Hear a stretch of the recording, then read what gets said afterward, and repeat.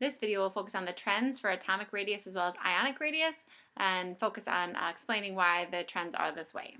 So if you take a look at the data for atomic radius, which is where we began talking about trends, you'll notice that in each period, the graph goes down. So between lithium to neon and sodium to argon, the trend in general is that you get a decrease in atomic radius size. So the trend across a period is atomic radius goes down. And then if you notice at the peak of each of these lines, lithium, sodium, potassium, rubidium, they're one group and they go up. So as you go down a group, the radius increases. So looking at the periodic table, going across the table, you decrease in size. Going down the table, you increase in size. Now the reason why this occurs is because across the table, we're adding more protons, creating a larger nuclear charge in the atom, which essentially creates a larger electromagnetic force of attraction from the electrons towards the nucleus. And so therefore you have kind of a larger magnet and the radius gets smaller.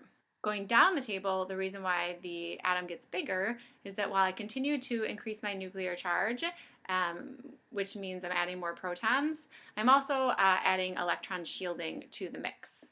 So as I go down a group, each subsequent atom has another full energy level, which means those electrons are repelling the valence electrons, thus decreasing the effective nuclear charge of the nucleus. So the nucleus has more protons, but the ability to attract is decreased by the repulsion of the electron shield. When it comes to ions, you'll always see that cations get smaller and anions get bigger.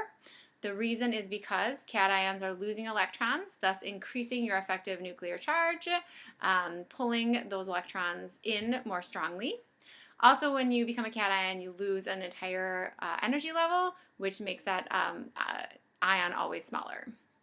Anions, on the other hand, get bigger. The reason they get bigger is, again, a disproportionate push-pull relationship favoring electrons. So we have a push of the repulsion of adjacent electrons. The effective nuclear charge now decreases then because of this push. That's it for the concept of atomic radius and ions. Have a nice night.